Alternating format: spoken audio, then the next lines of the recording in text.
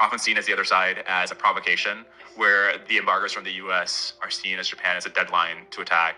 People who are less sympathetic to the Ukraine cause have said extending NATO, which we thought would be deterrence, is that was actually a provocation for Putin. First of all, I think you should look at the people living in the countries in question.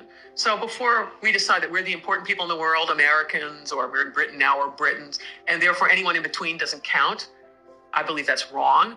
So all of the countries that joined NATO desperately wanted to join NATO, right? And they've had a whole history of Russians doing terrible things to them. I'm not making it up. This is what Russia's been up to. They have been correct that Russia's going to do more terrible things. They were correct doing everything things. They were correct doing everything they could to get into NATO.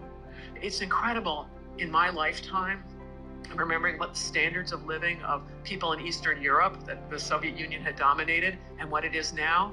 Since they have been freed of Soviet domination, there's been massive compounding of standards of living. It's allowed people your age to travel the world, have a lot of aspirations in their lives, right? There's no podcast.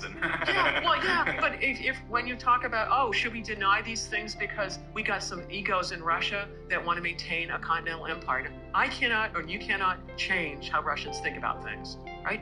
The Russians have to, how they think about the things, that's their decision.